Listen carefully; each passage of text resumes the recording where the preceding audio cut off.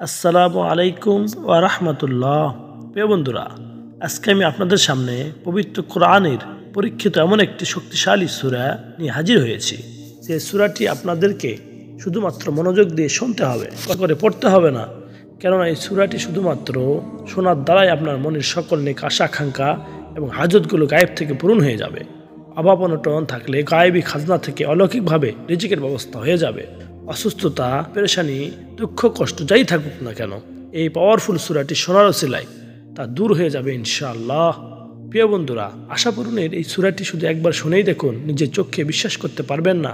চতুর্দিক থেকে আপনার সকল সুসংবাদ আসতে থাকবে, সকল আটকে থাকা কাজগুলো সঠিকভাবে সম্পন্ন হবে। আপনার সংসার অশান্তি মেঘ দূর হয়ে রহমতের সুঘ্রাণ পেতে থাকবেন। আপনার যত বড়ই বিপদ থাকুক না কেন, এই সূরার ওসিলায় সকল বিপদ কেটে মুক্তি পাবেন। সব বালা মুসিবত থেকে দূর হয়ে যাবে এবং আপনার যত বড় অসুস্থতায় থাকুক না কেন, শেফা পাবেন ইনশাআল্লাহ।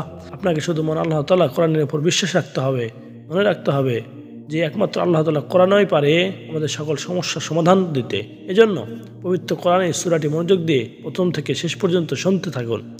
এটি শুনতে শুনতে আপনার জীবনের মুসিবতগুলো কেটে যেতে পারে, পেরেশানিগুলো দূর হয়ে যাবে। আল্লাহর রহমতে আপনার দোয়াগুলো কবুল হবে ইনশাআল্লাহ। তো সত্য হচ্ছে, কেননা যদি অর্ধেক শুনে চলে যান, তাহলে এই কাজগুলো বা আশাগুলো পূরণ হতে যাচ্ছিল, সেগুলো মাঝপথে আবার বিগড়ে যাবে। তাই মনে থেকে পরিপূর্ণ সূরাটি একবার শুনেই তারপর যাবেন। আল্লাহ তাআলার কাছে দোয়া করি, হে আল্লাহ, যারা মনের আশা পূরণে এই সূরাটি শুনেছে বা শুনবে, আপনি তাদের মনের নেক আশা আকাঙ্ক্ষাগুলো পূরণ করে দিন। আমিন। আপনি আমিন লিখে দোয়ার শরীক থাকুন, কেননা কে জানে যে কার মুখ থেকে বলা আমিন কখন কবুল হয়ে যাবে। তো চলুন সূরাটি শুনে নেওয়া যাক। সূরাটি হচ্ছে বিসমিল্লাহির রহমানির রহিম। এই সূরাটি সকল কাজে শুরুতে পাঠ করবেন